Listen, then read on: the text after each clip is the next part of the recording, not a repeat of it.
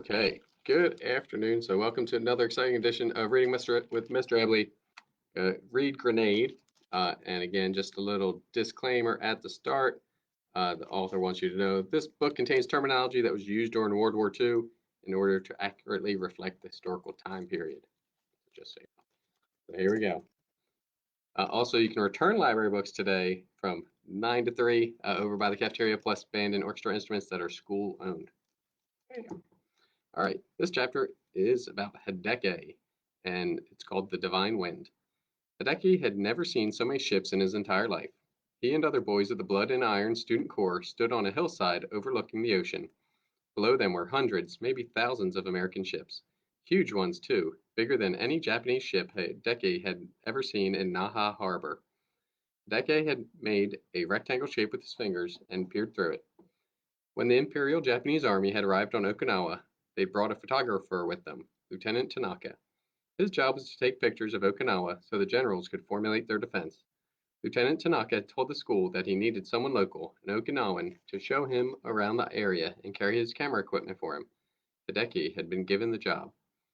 Lieutenant Tanaka had lots of different cameras, some that used rolls of film and could be carried on a strap around the neck, others that clicked and whirred and took moving pictures. But the photographer's favorite was a beast of a camera that stretched out like an accordion and stood on a tripod. Because it was so big and heavy and took so long to set up, Lieutenant Tanaka would frame his shots through his fingers first. He showed Hideki how to do it too. What story does the picture tell? Lieutenant Tanaka had said to Hideki. That's not what I'm always asking myself. That's what I'm always asking myself. Not just what's happening in the photograph I take, but what happened before it was taken and what will happen afterward. How you frame a photo says everything about the story you're trying to tell. Hideki framed a shot with the battleships at sea through his fingers. The story it told wasn't a good one for Okinawa. We'll never hold out against all those ships, he whispered to himself. What's the matter, Hideki? Chicken? Hideki hadn't thought anyone could hear him, but of course Yoshio had. He punched Hideki in the shoulder hard, making him flinch. Hideki thinks we're going to lose, Yoshio announced, and all the other boys laughed. No, Hideki protested, his face hot. The Yamato will be here soon, and it'll smash those American ships, Yoshio said. The Yamato was the biggest battleship ever constructed, and the pride of the Imperial Japanese Navy. If the Yamato did come, the Americans would have a real battle on their hands. Wherever the Yamato was, it wasn't here. Hey, I just realized, Yoshio said. Hideki's never been through the Gauntlet of Fists. Hideki blanched. No, not here, not now. The Gauntlet of Fists was a tradition at his middle school, a brutal tradition. The fifth years would line up in two rows and send one fourth year running down the lane between them, punching him with their fists as he went. Fourth years who made it through the gauntlet came out bruised and bleeding. Those who didn't were sent to the nurse's station with broken arms and legs. Hideki thought that he had escaped his trip through the gauntlet, but Yoshio had other ideas. He grabbed Hideki by the arm and told the other fifth years to line up. You can't, Hideki cried. We're not in school anymore. There aren't any more fifth years and fourth years. We're all members of the Blood and Iron Student Corps. What's the matter? Yoshio said. We're still bigger and older than you. Hideki closed his eyes and braced for the first punch. Look, another fourth year cried. Kamikazes! Hideki opened his eyes and looked up. A squadron of Japanese planes had emerged from the clouds. Yoshio let go of Hideki, and together all the boys ran to the edge of the cliff to watch. The Japanese kamikazes waited until they were right on top of the American fleet and then dive bombed straight for the battleships. Kamikaze meant divine wind in Japanese. Hideki remembered learning about it in school. Hundreds of years ago, the Chinese Emperor Kublai Khan sent a huge armada of ships to attack the Japanese mainland. There's no way the Japanese could have defeated them, and it looked like China would conquer Japan forever. But then a vicious typhoon had risen up in the Sea of Japan. The storm wrecked most of the ships and scattered the rest, and Kublai Khan was defeated. The Japanese believed their emperor was divine and that heaven had saved them. They called the typhoon the kamikaze, the divine wind, and they believed even now that Japan could never be conquered. Even if they were losing, at the last minute a divine wind would come along and save them. Just like these kamikazes had saved Hideki here and now. Not quite willing on Not willing to wait on the heavens to save them, the Imperial Japanese Army had organized a last-ditch divine wind of their own. Today's kamikazes were special attack planes that flew missions from Japanese air bases, never intending to return. They were loaded down with as many bombs and explosives as they could carry, and a kamikaze pilot's only mission was to crash his plane into an Allied ship in a suicide attack.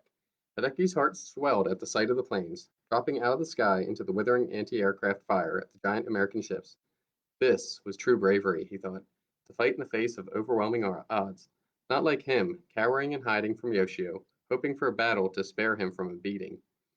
Hideki thought about his cowardly ancestor, Shigetomo. Centuries ago, Shigetomo had surrendered without a fight when Japanese samurai had invaded Okinawa. His family had been spared, but the samurai cut off Shigetomo's head even though he hadn't fought back. On Okinawa, you lived under the same roof with the spirits of your ancestors. The shadow of that decision, the 350-year-old ghost of their cowardly forefather, had haunted Hideki's family for hundreds of years. It haunted Hideki still. One of the kamikazes twisted through the hail of tracer fire and dove straight into the tail of an American destroyer. It hit with a fierce explosion that boomed across the water, and fire and black smoke poured from the deck of the ship. Banzai! Hideki yelled with the other boys, and they danced and pumped their fists in the air. But then Hideki quieted. Deep down, he knew the truth. The kamikaze plane that had hit the destroyer was the only one that had gotten through. Dozens more kamikaze planes were being shot down by American ships long before they ever got close to the Armada. Again and again, the kamikazes exploded into bright red balls of flame, and the pieces of their plane tumbled harmlessly to the sea. This was a battle the divine wind was not going to win. Soon the other boys quieted down as well. When the fifth years tired of watching the kamikazes, Hideki knew they would turn on him again. Yoshio would turn on him again. Send him through the gauntlet of fists, he was sure of it, unless Hideki could think of something else to distract them. Hideki couldn't see the beach where the American transports were landing, but it had to be close. He pulled one of the grenades from his jacket pocket and hefted it with bravado. The army probably has something special planned for the American monsters when they hit the beaches, Hideki cried. Let's go kill the ones who get through. Hideki's classmates cheered again, and he sighed with relief as they ran off ahead of him into the forest. Anything was better than facing the gauntlet of fists, even American guns. So, next chapter is about Ray, and it's called Love Day. Blood pounded in Ray's ears as he staggered into the waist-high surf, his heart beating 1,000 times a second. His helmet slid down over his eyes again, and he struggled to push it up. He plunged headlong through the waves and tried to keep his rifle out of the water. The pack on his back felt like it weighed 10 tons and was going to drag him down with it. Stay low, don't bunch up and run like hell, he repeated to himself.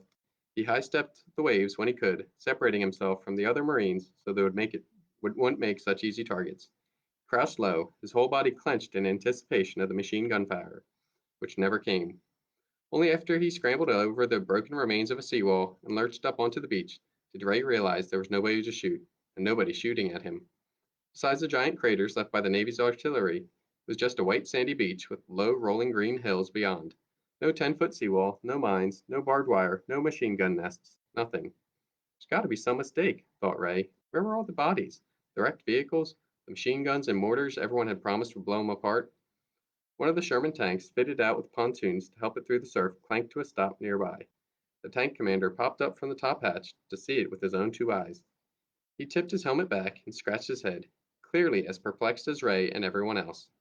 Out at sea, Japanese kamikazes were buzzing the American and British battleships like flies, but here on the island, the Japanese army wasn't putting up any resistance at all. The rest of Ray's company splashed up around him. Where are the Japs? Someone asked. Looks like they've taken a powder, said one of the new guys. Man, this is almost scarier than being shot at, Big John said. He propped his big Browning automatic rifle on his shoulder. The Browning, what the others called a BAR, was so heavy it came with its own bipod to rest the barrel on. Big John was so strong he carried it the way Ray carried his much lighter rifle. Did the Navy barrage kill them all? Ray asked. Big John shook his head. That seawall we walked over, yeah, but there weren't nobody defending it, or there'd be bodies all over the place. Man, I've been on vacations tougher than this, another Marine said with a laugh. Stay alert and don't get cocky, Sergeant Meredith said, cutting through the chatter. You don't want to die laughing. That shut them all up. Up and down the beach, sergeants and lieutenants pulled squads and companies together out of the chaos. Ray and Big John and the sergeant were a part of Easy Company, the nickname for Company E. Ray's squad came together, and they tiptoed their way up to the top of the dunes at the edge of the beach. There was nothing beyond that except for a patchwork of farms as far as the eye could see. Looks like you're getting the nickname after all, kid, Big John said, and Ray smiled in spite of himself. What was supposed to have been a meat grinder had been a cakewalk instead. His pack was suddenly light as air, and he felt like he could march for days. Well, heck, I'm already lived longer than I thought I would, so I'm happy, said Private First Class Billy Lineker, red-headed 19-year-old from Fort Mill, South Carolina. Everybody called him Hard Luck Lineker, because he'd been shot in the butt at Peleliu and recovered just in time to get himself sent to Okinawa. I never heard of this Okinawa place until a couple weeks ago, said Private Francisco Gonzalez. He hailed from Visalia, California. Though he wasn't as big and burly as Big John, he was the squad's other bar gunner. Like Ray, he was a new recruit. Why even want it? We've been playing leapfrog through the Pacific, exclaimed Corporal Travis Starks. Everybody called Starks the old man, because he was 24 and married with twin daughters back home in Lee's Summit, Missouri. Island to island to island. This is the last rock before they jump to Japan. We take Okinawa, and its next stop, Tokyo. This is Japan, technically, said Sergeant Meredith. Even though it's its own island with its own people, it's still a prefecture of Japan, like one of our states back home. Don't think the Japs are going to give it up without a fight. Everyone nodded, and Ray's pack started to feel a little heavier. All right, we got to hump half a click east by nightfall to secure the area around the landing beach, Sergeant Meredith said. Ray knew that this meant they had to march east with all their gear for half a kilometer. Half a click by nightfall? The old man said. That's crazy. If Okinawa is anything like Palulu, there'll be caves full of Japanese soldiers all over the place. We won't get 100 yards before we're pinned down. Our orders are half a click by nightfall, so we make it half a click by nightfall, Sergeant Meredith said. He showed them a map of the immediate area. Easy Company will spread out here along this road heading east. The rest of the 1st Marines will hump it north above us, and the Army's 96th Division will flank us on the right, and then make a hard right turn south. Time's a wasting. Let's move out. Ray's squad got walking down a dirt road through some of the prettiest countryside he'd ever seen. Neat little fields grew rice and beans and sweet potatoes and sugar cane. Thatch roof farmhouses sat nestled among forest of pine and bamboo and some kind of strange tree that Ray had never seen before. It had a dozen trunks instead of one, and a big round canopy on top with vines growing straight down like stingers on jellyfish. In the distance, the farms rolled up into bright green hills and mountains. All in all, it could have been paradise if they hadn't been there to fight the Japanese. There was something else wrong with it, too, and finally Ray put his finger on it. There weren't any people. Yes, he could see other rifle squads from Easy Company to the left and right, working their way cautiously through fields and forests. There wasn't a single Okinawan around. Where had they all gone? Had they all been evacuated by the Japanese? Hey, look here, Hard Luck Lineker cried, breaking the silence. They were passing by another farm, and he pointed. A pig! Sure enough, whoever worked the farm had gone so quickly they had left behind what looked like a year-old pig. Ray's squad collected at the fence to its pen to watch it snuffling around in the muck. Man, I ain't had a good pork chop in ages, Big John moaned. We ought to kill it and cook it up, said Gonzalez. They all looked to the sergeant, expecting a no, but he was licking his lips. I'm right there with you boys, but I'm a plumber. I don't know nothing about slaughtering any pig. Anybody else? They all shook their heads except for Ray.